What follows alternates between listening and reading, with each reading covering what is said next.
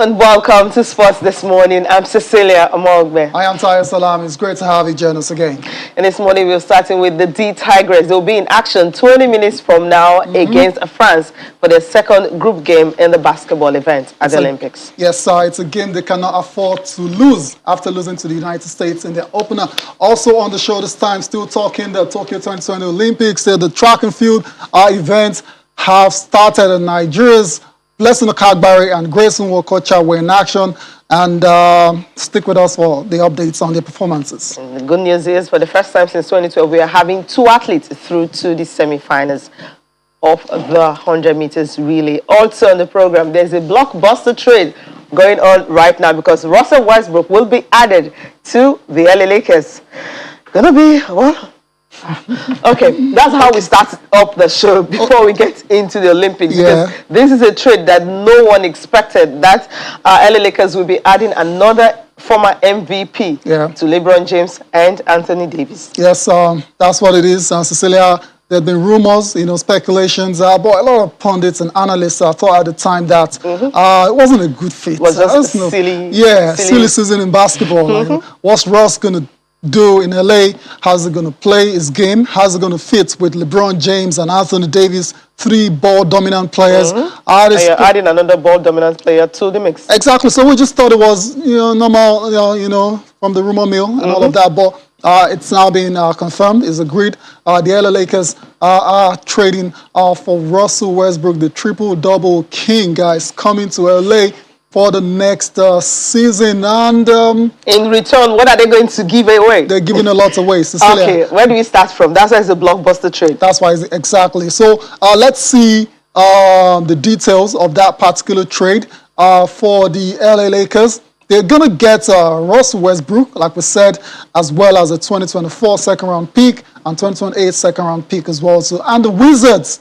they seem to be getting Kyle Kuzma, a lot. Yeah, Kyle Kuzma, Montrezl Harrell, Caldwell Pope, KCP, and a 2021 first-round pick as well too. So if you're going to grade this trade just on paper right now, you'd say the Wizards are getting the better of the deal. I think so, because we've always talked about the Lakers, they don't have depth, and now you're letting these guys go. All of these guys go. Wow. I don't know what they're trying to do, but let's just watch out for what Lakers is going to do at the season, because this is really, should I use the word silly?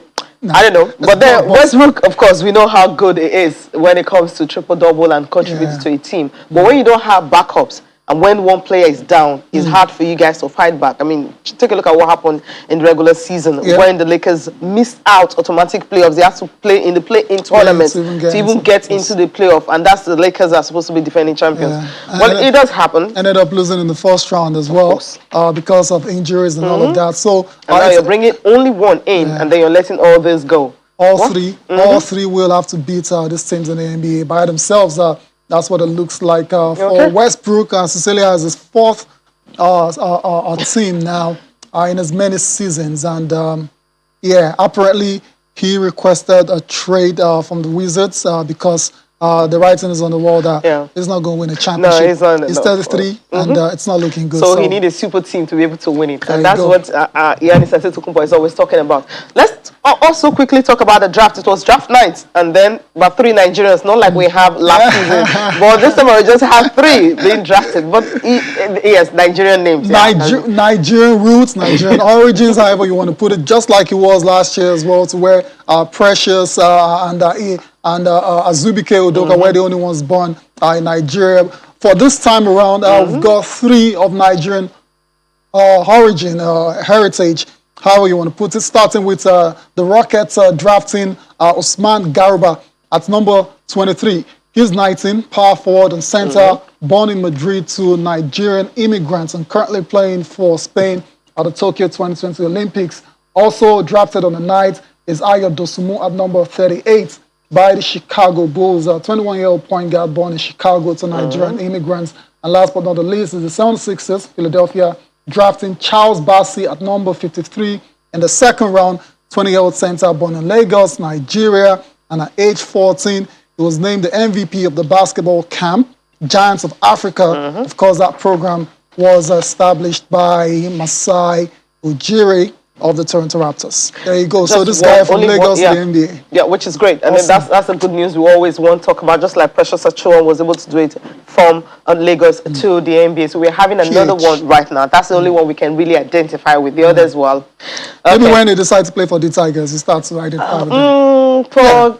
Garuba Osman, I don't think Spain will let him go. So we already missed out on that one. But then Bassi is the player to watch out for when the season starts.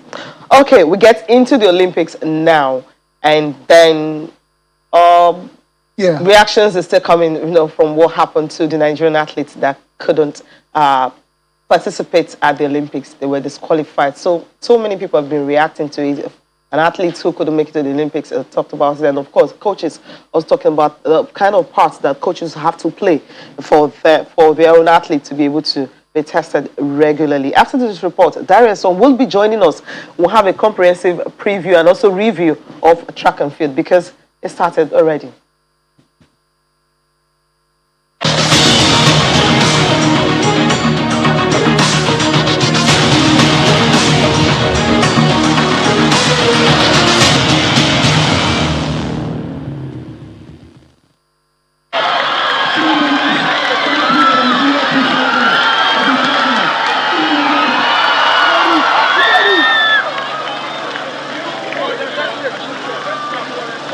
With just hours to the commencement of the track and field event in Tokyo, the Athletics Integrity Unit reveals that 18 athletes are not eligible to compete because the minimum testing requirement under Rule 15 of the anti-doping rules were not met by Category A federations. Unfortunately, Nigeria is the most affected country with 10 athletes dropped.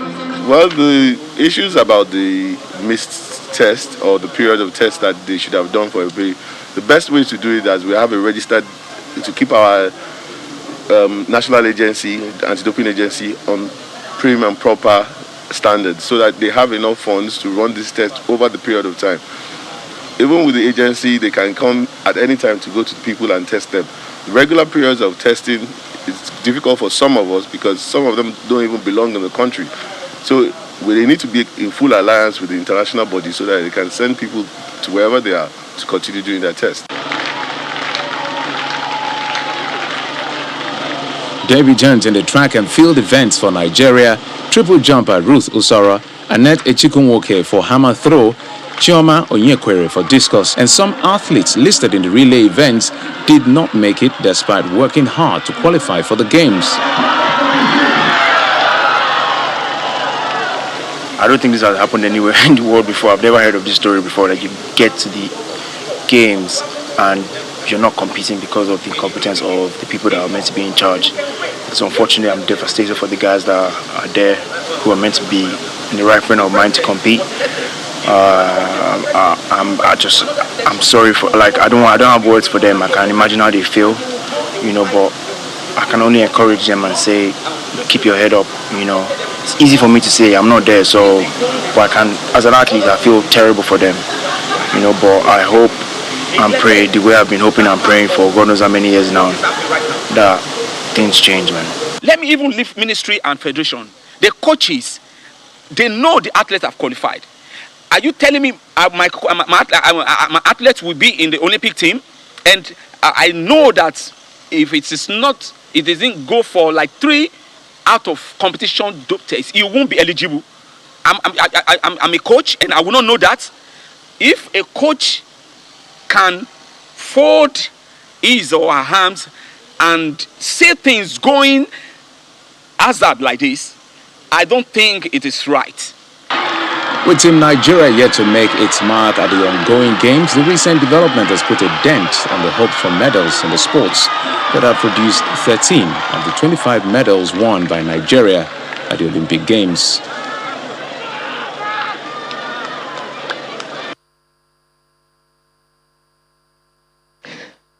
Welcome back. We have Darius in the studio. He's a sports editor with our Complete Sports. Good morning. It's good to have you. It's great to actually bring you straight down to the studio. And the reason is track and field is starting at the Olympics. I'm happy to be back. This used to be my second home in the 90s. So what happened? A lot of things. Because I used to be here virtually every day then. Oh, it's great to have you. Yeah, between. I know that. Not to Ladi Akre, Dolo Ale, then Joseph Ezenwa, especially with Ladi. Okay. Because I remember I even reported from Seville in 1999 for Channels. Wow. Okay. Wow. Yeah, I've been to several Olympics. I know that. And that's why I was surprised when I gave you a call. Like you're in Lagos. I'm like, okay, what happened? Why are you not in Tokyo? There's a new Tokyo around my area.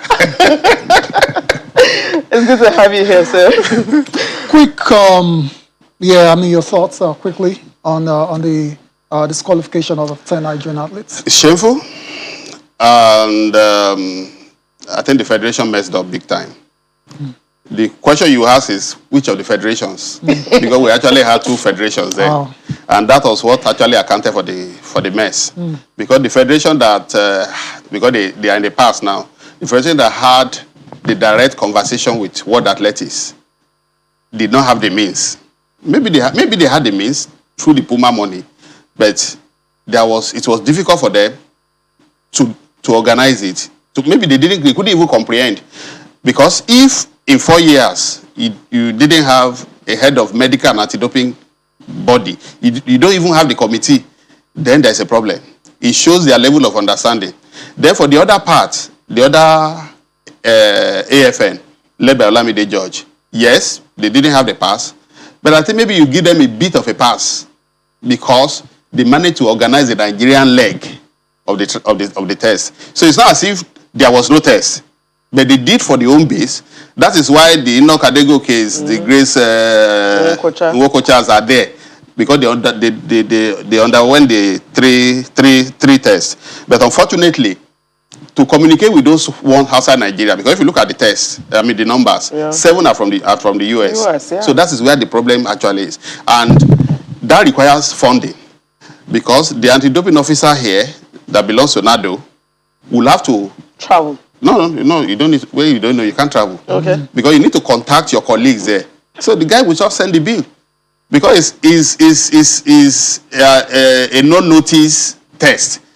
So you don't know when the tester is coming. Because that's where the question of whereabouts comes from. The athletes must submit the whereabouts to the federation. And that's why I said, for those who have the means of communicating with World Athletics, that is why they are the first in terms of, if you are scaling the list of offenders, they are number 1. Then the second AFN will be number 2. Although you can still say, okay, at least they managed to do for the home-based athletes. So then the other ones, they are not really at fault. It's just that going forward is a big lesson. Because if you're a big athlete, you should understand. Your coach should understand. I read what Wes Kitley wrote this morning. It's also at fault. At that level, you didn't even ask Ruth, come, have you done any OCT? At that level, he should know. So he shouldn't have even come out with that tweet, because he's also indicting himself. It's culpable as well. At that level, you should know. Yeah, Ruth then at our next level, fine, and let's get to the radar this year. Because the 70 that she threw, I think about 5 or 6, were all this year. So last year, nobody knew about her, and she only changed her lenses, I think, in December last year. So this year, nobody was really monitoring her until broke the African record. This girl is coming, 70, 72, 73, 75. So it's like, wow. And she's going to be one of the athletes that we are going to miss. Because if she could improve from 70 to 75 this year, probably she could do 77 or 78. We should be good for a medal. We should be good for a medal. So I think if you are missing any, we'll miss her and we'll miss Favor. Because Favor is a strong part of the 4x100 meters team. But unfortunately, it has happened, and gotta learn from it and move on. So there's enough blame to go around. You mentioned 3 categories now. You didn't say anything about the sports ministry. They don't have a role to play in all of this. The only role they have to play, normally in the Sena Klein, they don't even have any role. Okay. But the role they have to play is to provide the funding. And which I understand that they did for the home leg that was done. They provided the funding.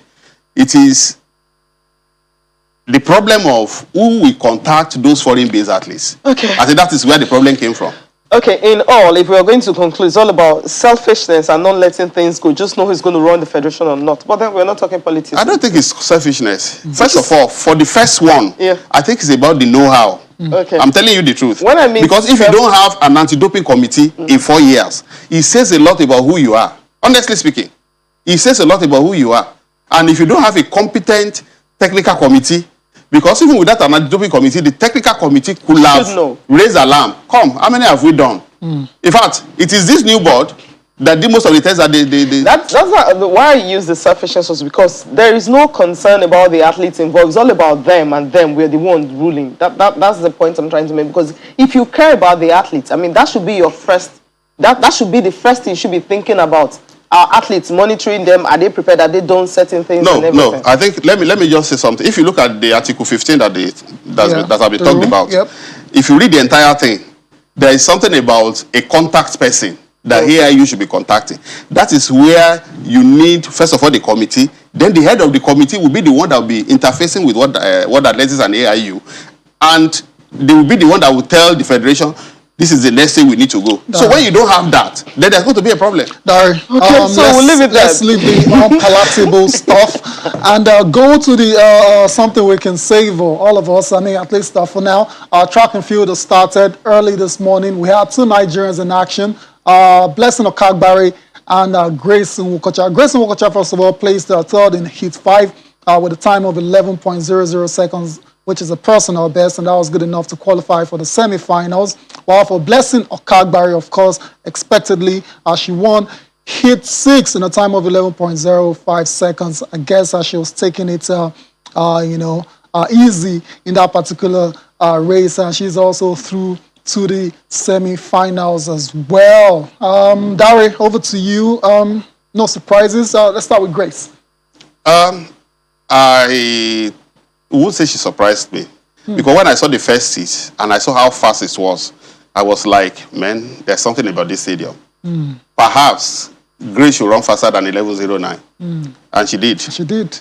So I was thinking, if you had asked me this question yesterday, I would have said, for her to get any chance of qualifying, she needs to go faster than 11.09. Okay. But after watching the first round, the first heat, I think Elaine Thompson was there. That's the 10.82. Yep. It was like, wow, we are here for something big at this Olympics. So I'm happy that she did that, and that's fantastic for her as a person, as an individual. And that has actually taken her up the all-time list for Nigeria. She's now number 5. Wow. And I believe at the semi-final, she should be able to duck under 11 seconds. It's going to be tough. But if you look at the athletes that are in apart from Shelley and Fraser Price, that's going to run again. The other ones, fine, you have someone who has done 10.96, but it doesn't really matter. Because what I found out in the last few years is that these Americans, they've lost it in women track and field, in women 100 meters. Yeah, they're not the dominant most of them, in fact, I don't think one of them will get to the finals. It's going to be tough. So if Blessing can run under 11 seconds, I think she may get to the semi-final. Okay, that's for Grace. She's in the third semi-finals with Shelley Ann Fraser-Price and Muriel Haure. Of course, Haure is not in form. Okay, we'll see about that. She should be able to beat Haure. All right. Haure is not in form. Hopefully. 3 of the 8 semi-finalists have run sub 10 this season. Let's talk about Blessing, of course, the great Nigerian hope. Won a heat in 11.05 seconds. She's in the semis against Elaine Thompson and Dina Asher-Smith. Tough. Very tough. But if you look at what Blessing has done this season, she has run faster than Asher-Smith this season. She has beaten Asher-Smith before. Yeah. In fact, she has beaten virtually all of them before. Yeah. So that's where I actually draw my confidence from. And from what she has done this year, if you watch that race, you know there's so much left in the tank. So much. So whether that so much will be enough to beat Asher-Smith, because Ellen Thompson, I doubt that. She's in the form of her life. In fact, about a month ago, I tipped Fraser Price to win the gold. But now, I can't confidently say Fraser Price will win the gold. Wow. But she's the fastest woman this year. It doesn't matter. Okay. If you see the kind of form Ellen Thompson is, if Blessing can get her start right, Because the difference between Blessing and the rest, let me put it that way, is not that big. So if she can get her start right, I think we'll be in for a surprise. But let her get to the final first. First of all, exactly. Let's not get to because she hasn't gotten to the final of a global event since 2015. Yeah. But this year, I think there will be a change. Because she needs to do that one. She needs to do that one. What about Grace and chances of her being in the final? Because you already mentioned the kind of... I said if she can go under 11 seconds. Which is not impossible. Seconds. No, she has done 11.00 already. Okay. So it's not impossible. At least you'll be pushed more now. And if you want that race, her start wasn't good. No, it wasn't at all. So imagine if she had gotten a good start, that would have been a 10-9 round. So not anything is possible. I think I'm confident with what I've seen so far. Yeah. I'm confident that she can get to the final. Wow. So we've got hopes, right? Yes. That'll let's be awesome. go for a break quickly. When we come back, we'll be talking about other track and field events that we can win a medal on, especially the 4x100 meters women and also long jump, essay Bromen.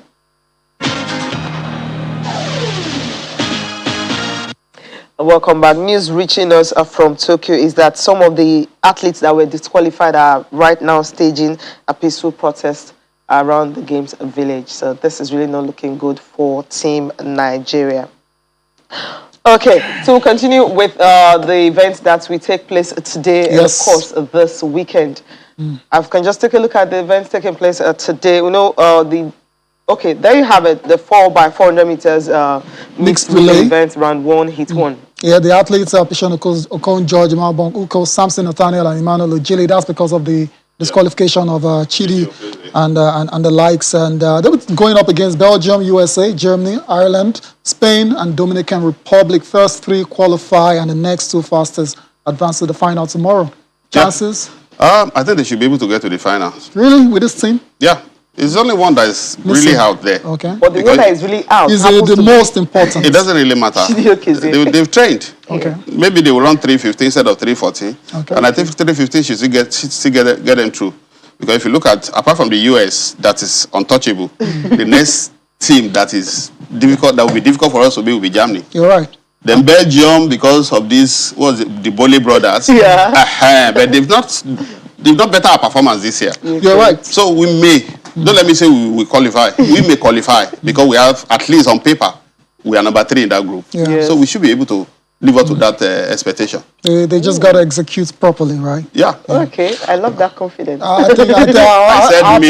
That's up for me as well. I said me. Okay, there is me in it. Yes. All right. But it's the fact that you didn't rule them out at all. No, I can't rule them out. I can't rule them out. No. I know Chidi is strong, yes. Yeah. But you never can tell. They've been training for over 3 weeks since then. So there's bound to be improvement. Okay, let's go to Saturday quickly and see the events for Team Nigeria 100 meters hurdles. Tobiloba Mosha. Yeah, that's one of the athletes we are hoping will get us a medal because 2 years ago she was in the final of this same event at a stage as big as this. So she's one of the 50-50 athletes that we have. 50. There are 50-50 and there is one that we say maybe is certain. That's a movement. The rest are 50-50 really. Wow. Okay. And that event is very, very tough. Tough, yes. I'm even predicting a world record to win the 100 meters hurdles. Wow. And for Toby to win, I think she will need to run a 12.3, which is not impossible, especially with what I've seen so far this track. So it's a 50-50 chance. She will get to the finals. Okay. And anything can happen. So let's see if she will become the second Nigerian to win 100 meters hurdles at the Olympics. Okay. Still on Saturday, let's go now to the 100 meters men. Adegoke, Sherisha Shakiri, and Divine Oduduru. I think Grace has put Adegoke under pressure. First timer, semi-final, so Adegoke. They are the best home base that we have seen in over 20 years in terms of performance. In fact, for Adegoke, that's the best. That's even over 20 years. It's the best that we have seen in terms of performance. That 10 seconds, that he ran, Lega, is the fastest time that has been achieved by an home base and on Nigerian soil. Home soil. So that is in his own category. But for Grace, I think since 1997 when Messi Nku ran 11.04, she's the fastest with that 11.09. Now she's even That's not Nigerian soil. The 1100 is not Nigerian soil. But on Nigerian soil, as home-based, over 20 years, because 97 will be over 20 years. Yes. She's the best since Messi Nku. Why Adegoke is the best ever. Even in the history of the championship, she's second best to the Diallo. But the Diallo was foreign based when they ran. Yeah. We had a lot of 1002s, 1005, Division Ezinwa, even the Diallo in 1995. But none of Nigerian athletes has achieved 10:00 seconds at home and as home based. Because I need to make that distinction as home based. Because Blessing has done, I think, 11:02 here at home. But she was foreign based when she did it. So we need to make that distinction very well. Somebody who is based at home and running on Nigerian soil, and that is the fastest. So that is a pressure for Adegoke. Then for Odudu, he was injured during the season. Yeah. It's very quiet. That's why he couldn't come to the trials. It was later I found out. He came back. He did 23. He did 22. And I think he had like 3 weeks to also train to get back into fitness.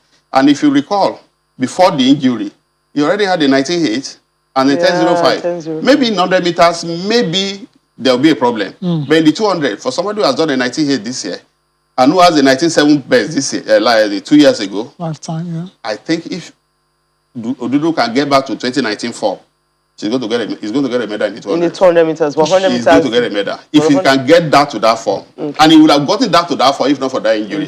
Because you can't run 19.8 as early as the time he did it. And that maybe he will have done 19.7 this year too. He will have even broken his own record, the Nigerian record.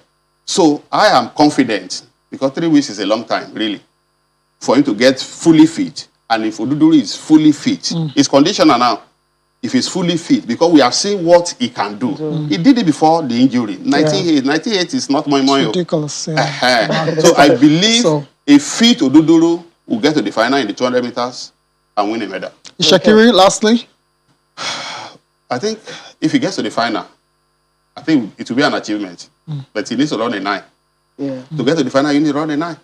Although the 100 meters this time around is not as glamorous. Yeah. In fact, the women is far better in terms of glamour. Because you are looking at already established athletes that have been running for like, some of them 10 years. Fraser Price, I think it was 2008 that she won her first gold. Until now, that's 13 years. So, Blessing was there 13 years ago too. Ellen Thompson maybe about 7 years now. Dinasha Smith about 5, 6, 7 years. So we have already established athletes that are icons in their countries. But look at the 100 meters. Apart from the grass, who else? Yeah, no. Okay. Christian Coleman that could have been another maybe Sibini, because he's African. So maybe we should be rooting for him. And they can speak a surprise. Why not? It's anybody's game. Okay, I've got it's an open 100 meters. It's very open. Last but not the least, I think you mentioned this already. Long jump is going to be on Sunday. It's a Brume. On Sunday? So let's move on. Not this Sunday. Yeah. Long jump. Yeah. Not this Sunday. Okay. It's not to be the other. The other Sunday. I think it's midweek. I don't know. I'm not too sure. So, what's going to happen? You already said it. They're already calling her the golden girl. And so much pressure. Because she's the best in the world this year. And she has been one of the best 3 in the world in the last 2 years. There's nothing like stage fright for her. Because in her debut, she was 5th at the Olympics as home-based. Okay. Now she's experienced. Now she knows how to compete. And what we just want is for her to repeat that mark that she achieved in May in the USA to carry the gold. Interesting. No pressure. So the golden girl I don't think already. there will be pressure on her because, like I said, she has matured. So I think Nigeria can celebrate a medal. What we don't know yet is the color. And that's the only one that we can say maybe with a bit of certainty that she may get a medal. The others are 50-50. Even the Odudu I mentioned is 50-50. Because you have to turn up on the day. Okay. So if you don't turn up, forget it. Yeah, before we end the segment, the 4x100 meters women. The team is already depleted. Yeah. If it were only Rosemary Chukuma, I would have said no problem. Because Toby can always come in. Yeah. And Toby will finish our event on Monday. But with a favor of feeling out, 22-3, a 200 meters runner, it's going to be a bit difficult. Because they need to drag Esebrume in now. And if Esebrume had not competed in the long jump, it's going to be difficult for her. Because injury now, she has to be mindful of not getting injured. Yep. So that's why I'll go and look at the schedule. I've forgotten the long jump. If it is before the 4x1, fantastic for us. And unfortunately, they have only 4. unless they want to draft maybe Oko Judge. Yeah. But they've never done that before. No, they haven't. Or Nseuko. Those are the only two they can draft. So it's a problem for us. Although, for us to actually win a medal there, the batting exchange must be super. Perfect. I saw the result of the German team, 42-3 or 42-4. I think it's 42-3. I think there's another country that did 42-4. And we did 42-9-7. I was like, they're not better than us individually. But when I saw the hits, I saw one of them 11-0. I think the other one, I think 11-10. I said, okay, maybe they have only two. Just like the Swiss, for example. They have two athletes that did 10-9, but unfortunately, they don't have the other two. That's why they've not been doing well in the relay events. Although I think they also qualify. So I was like, I was thinking like, then, if we cannot get a proper batting exchange, and from the look of things, it's going to be a bit difficult. Because Breslin is concentrating on the 100 meters, and the 200 meters will soon start. So it's going to be very difficult. It's only Toby that will be free to join. And if SA is not free to run, that means we are not running the 4x1. Okay. Wow. Now it is hitting home right now for that disqualification. It didn't hit home at all. Oh, really? It's hitting home right now. And because of the 4x100 meters, it's hitting home. We're like, okay, maybe we can maneuver and try and no, I think it's only 2 events that thing will affect. That's what I'm saying. Because it's hitting home. Uzoro will have made the final, but winning a medal, I think it's going to be difficult. But there's something we seem to have forgotten. Most of those NCAA athletes, when they get to the big stage, especially in the year they did so well, they don't normally perform. Because they are tired. Yeah. Even when Favor came for the trial. Trials, yes. Look at the first event that she did. She literally messed up that 4x4. Yeah. So, but when she rested, she was able to run well. But she wasn't even the best in terms of splits. So they don't really run well. And there are examples. Divine Oduduru in 2019. Look at the way he dominated the NCAA. What happened at the end of the day? Because he was tired. They overused it. Even the girl that used cannabis, that is not coming to the Olympics. The same thing. She won in 2019 too, NCAA 100 meters. Yeah. But what happened after the NCAA? Wow. It was fun. We can go on and on and on, right? But you said it all. And maybe what I didn't say is that... What else? You have a figure to run. I'm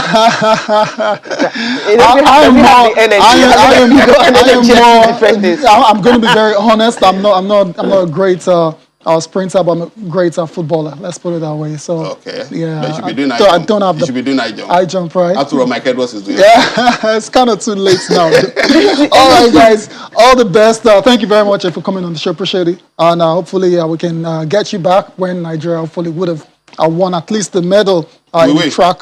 We will. Yeah. That's always signing off. Right. That's what I'm saying. Thank you so much for coming. So before we end the Olympic segment, France and Nigeria update is France 16, Nigeria 12. It's still in the first quarter, still early, so it's close and close.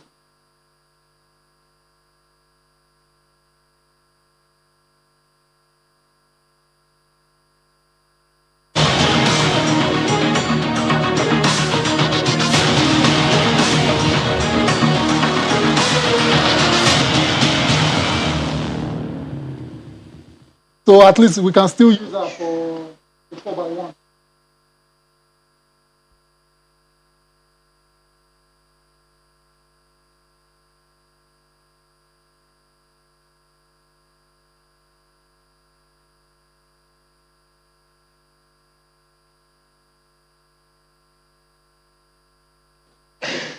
Right, welcome back. Now let's talk about other sports taking place around the globe, especially in Nigeria here, where the National Taekwondo Championships is starting soon. Now that's talking about Nigerian Police Taekwondo Association. They've announced that the 2021 National Open Taekwondo Championship is starting soon. And of course, about 50 Taekwondo clubs and 27 states will be taking part in this one. So organizers say where the cadets and the junior events are majorly for children. And of course, you also have the referees that will also be trained during this time around. And also, because of COVID-19, of course, participants are actually being limited this time around. So let's listen to the organizers who are talking about the 300 clubs, 27 states featured in this event. If you win, you feel good about yourself. It's still an experience. But then losing shows you how it's going to be in future competitions.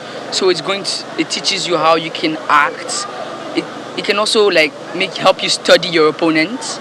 Because if you fight the same opponent, you already studied him, so you know how he fights, so you can find a way to counter or defend against his techniques. I am really not sure about it. It all just depends on how everything goes. If I have practiced enough, and my coach feels I am worthy to go to the Olympics, then yes, I will. I feel it doesn't speak well of Nigerian Taekwondo. If you look at it from a broader perspective, yeah, it doesn't speak well. I mean, if Taekwondo as we know it, is we are pushing it this much. I mean, this magnitude, we should have more people in Taekwondo. Aside Taekwondo, so many other sports as well, but particularly for this one in Taekwondo. I mean, for us to have one in Taekwondo, we need to do better. We can only do better. Feeling good about it is knowing that we'll have somebody there. Now that would only prompt us to work harder to get there next time. And also, I feel that we need to be pushed more.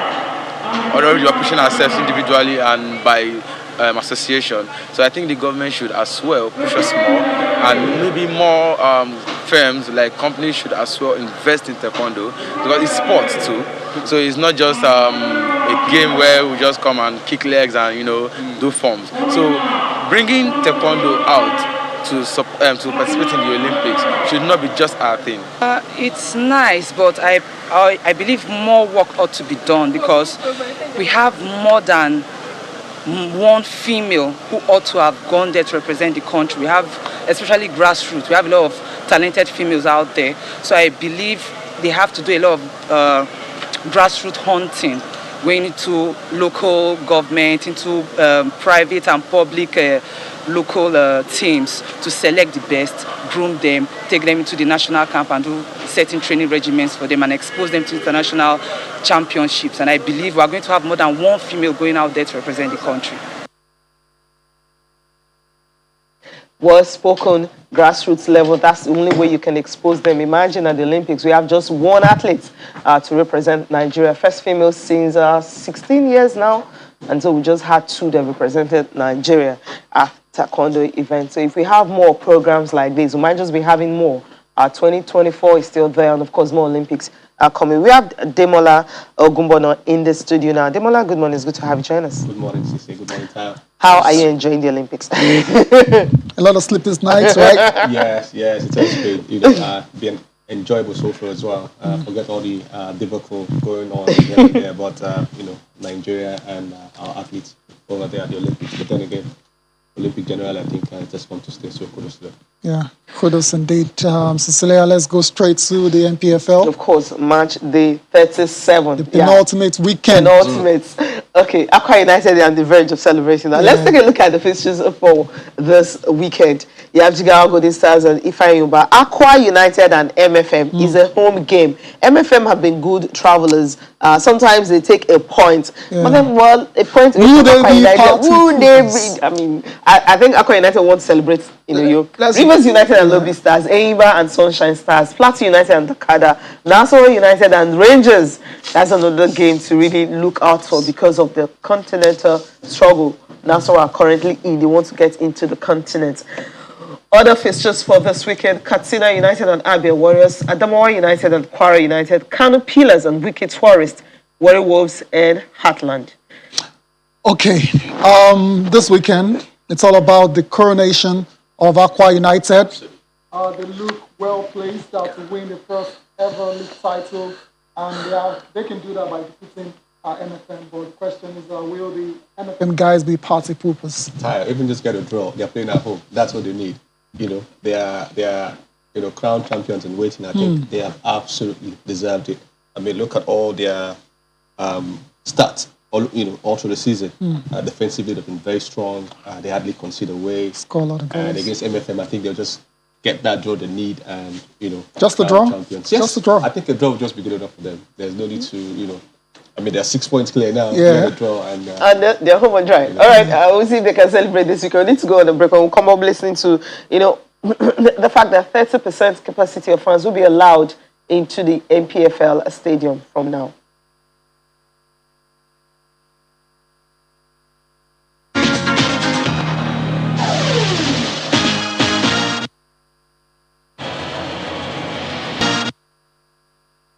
When we are playing home matches, when you come to our gate, you see plenty fans. They are staying just to hear the news or to hear the results of the match. So when they allow us to at least give some chance to few fans and to observe the COVID-19 protocols, the fans are very happy. You see the joy and the love, the beauty of having the fans. I'm talking about the issue of COVID-19 protocol. People were well spaced out to the extent that they can. And I'm so sure that a number of Nigerians too have gone to have as much as their second shot, as the case may be, depending on the statistics. So it is the beauty of the game. And since there is a permissible, allowance to have a minimal control, I think it's a very fine thing. So we welcome it. Fans have so many impact. First on their teams, they will motivate their teams, they will ginger them, and at least they will have get takings. The financial aspect, at least certain percentage will be covered by what the fans has offered to them. So these are certain issues that need to be taken care of by the NPFL, and I'm confident and solidly behind Communist Bank of fans to the stadium. Interesting. I mean, they're actually happy that 30% will be coming. Although NPFL fans have been coming, but it's not up to 30%. But now it's official. 30% of the capacity can be at the stadium. So if Aqua United are winning title this weekend, they have some of their fans. They have opportunity to see, awesome. and not just they're not just going to hear outside or maybe be there illegally. They'll be there legally. And the crowd will definitely be well controlled. Absolutely, and I think it's going to spell good times for Aqua United as well. I'm sure their fans will be particularly pleased. They won't have to be outside cheering them on. They will be in. And I think, yes, like you mentioned earlier, I think they might just get that win they did against the MFM with the support of their fans, in the stadium, of course. I think it's a good one. And going into next season, hopefully, fans can, get into the stadium. We can have more fans. Yes, hopefully, absolutely. COVID will be totally defeated by then. Because it's going to be. COVID should just go already. From all indication, it's not going anywhere anytime soon. All right, Aiteo Cup is this weekend, right? Starting today, Friday. Let's just take a look at the fixtures for the Aiteo Cup semi-finals, the clubs that will be playing. Yes. Nasarawa United, of course, is one of those clubs. They're taking on Sunshine Stars, Nasarawa United, Sunshine Stars. And the second matchup is between Rivers United and Bayelsa United. With the finalists, let me put you on the spots. Tayo, we'll go again. This is really going to be tough. It's a tough one. Nasarawa in great form. Okay, let me help you out. Nasarawa in great form. They look like they'll come second in the league. Sunshine Stars are battling relegation. They're crawling out the eyes somewhere else. Let's go. I think Nasarawa, will be good to go against Sunshine Stars. Like you just mentioned now, Sunshine Stars have bigger fish to fry. They have to stay top in the NPFL, not still battling relegation as a wire. The last two matches will determine. Exactly. So I think Nasarawa have been in brilliant form. I think they'll be good to go in that one. Okay. And then Rivers United against Bayelsa. It's a banana skin potentially for Rivers because Bayelsa have been brilliant. They've beaten some NPFL teams to get here. And the last match they won 5-1 penalties against Gateway. They've beaten some high flyers as well. The beat Rangers, beat Lobby Stars. It's going to be interesting, but I still think Rivers United with their coach Stanley Guma has been talking tough and not wanting to give anything away against Bayelsa, neighbors as aware. It's going to be interesting. I think at the end of the day, Rivers should just do enough. Don't take my word for it, guys. But I think Rivers should just do enough to get that win. We can see a Rivers and Nasarawa United final. Wow, that'll be one to savor all NPFL clash to high-flying sides in the Nigerian Professional Football League. Cecilia, do you have an update for us from the basketball Saitama Super Arena or wherever they're playing that game? So it's 29-19 now. Ouch. And not looking good. The second quarter result, 29-19. That's a 10-point lead from France. So Nigeria they're just chasing the game. Cecilia, they've got to keep it close. They can't afford to go in a very deep hole. And but France were always going to They're all going to be difficult. Of course, Number 5 in the world. Against the US, it was a 9-point margin loss. So I think this should be a lot closer. We have to rally back in that one because we're 20 points at a point. Some point, yes. So they can do the same. They can do the same, but this is just a 10 points, and it's just our second quarter just started. So hopefully they'll be able to get something because in this second quarter so far they've scored 7 points and France have had 11. So that's the difference. So it's closing, and the first quarter ended 18-12. So keep closing in, and maybe we'll celebrate at the end of the day. Hopefully. All right, time to take a look at the papers. I'll start with Complete Sports. In Complete Sports here, you have AFCON 2022. Eagles to no group foes, August 17. That's a Complete Sports.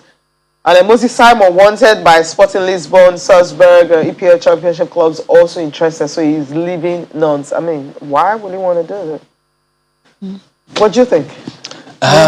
For Nantes, if clubs in the EPL are coming for him, I think yes, they should go for it. You know, no disrespect to Nantes, of course. Of course, you will have more playing time if you were to stay at Nantes or coming to the Premiership or to Benfica, like you mentioned there. It's going to be a whole lot tougher, a whole different ball game for Moses Simon, and that can only spell good times for Nigeria. You know, I mean the Super Eagles. That if he can make it into those starting 11 of those bigger clubs, you know. So, all right. Sporting Lisbon, Salzburg, bigger than Nantes. I don't know. I just feel it's a bit of a backward step. Yeah, that's what I think. Yeah. Sporting Lisbon, Salzburg, Austria. Where is that? These guys have the chance to play in the Champions League and Europa League as well. So Nantes, not so much. Okay, because of the Champions League. That's what you're looking at it from that angle. Absolutely. Okay, absolutely. Champions League football. Absolutely. All right, yeah, Champions League where they don't get anywhere. Anyway, let's complete the numbers and go out. Sporting Life is the next paper. The same story about Moses Simon potentially leaving